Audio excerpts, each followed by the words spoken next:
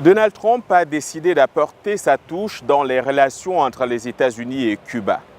Mais loin de ses promesses de campagne, lorsqu'il s'engageait à effacer d'un trait de plume les initiatives de son prédécesseur démocrate Barack Obama, le président américain a plutôt opté pour des ajustements limités qui n'affectent en rien les relations diplomatiques entre les deux pays.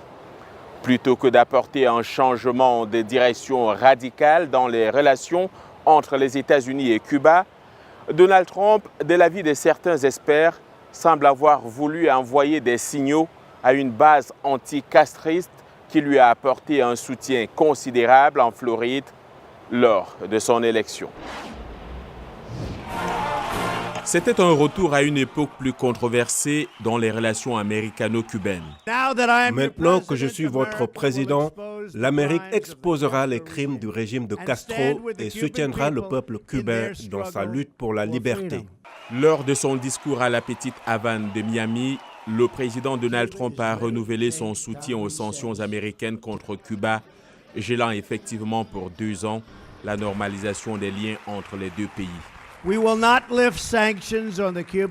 n'allégerons pas les sanctions contre le régime cubain sans la libération de tous les prisonniers politiques, le respect des libertés de réunion et d'expression, la légalisation de tous les partis politiques et l'organisation d'élections libres sous la supervision de la communauté internationale. Mais bien que Trump ait prétendu annuler ce qu'il appelait l'accord totalement unilatéral de l'administration Obama avec Cuba, il s'agissait en réalité de beaucoup moins que cela. Les aspects clés de la politique américaine à l'égard de Cuba resteront en vigueur. Les liens diplomatiques ne seront pas affectés, les ambassades à La Havane et à Washington resteront ouvertes.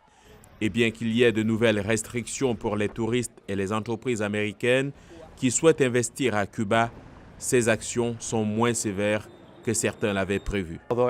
Bien que les voyages soient restreints, ils ne sont pas interdits et même si les relations d'affaires sont limitées à certaines entreprises cubaines, elles ne sont pas non plus interdites. William Leo Grande, un spécialiste des relations entre les États-Unis et Cuba, prévient que les actions de Trump peuvent ne pas atteindre l'objectif déclaré d'améliorer les conditions des droits de l'homme sur l'île.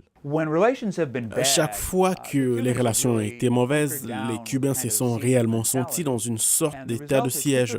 Et les résultats généralement ont été la restriction de l'espace politique disponible pour les critiques internes, les opposants et les dissidents.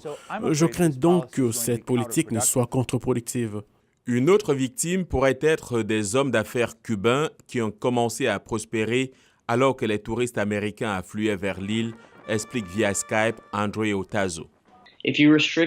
Si vous diminuez la capacité des citoyens américains de voyager à Cuba, vous allez directement affecter le secteur dans lequel les entreprises individuelles privées sont le plus impliquées.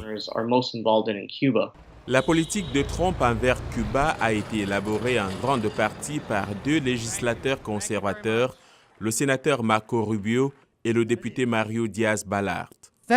Merci, Monsieur le Président Trump, de respecter vos engagements. Vous ne nous avez pas trahis. Une promesse faite aux Cubains américains de Floride, l'une des plus importantes niches électorales de Trump. Il est difficile de mesurer a priori l'impact exact des nouvelles mesures prises par Donald Trump, notamment dans le secteur touristique cubain en plein essor. Près de 300 000 Américains se sont rendus sur l'île au cours des 5 premiers mois de 2017, soit un bond de 145% sur un an. Pour la Maison-Blanche, l'objectif des mesures prises par son nouveau locataire est non seulement la défense des droits de l'homme, mais aussi une façon pour lui de prendre ses distances avec la politique de l'administration Obama qui, dit-il, enrichissait l'armée et les services de renseignement qui jouent un rôle central dans l'oppression du peuple cubain. John Linden, VOA Afrique, Washington.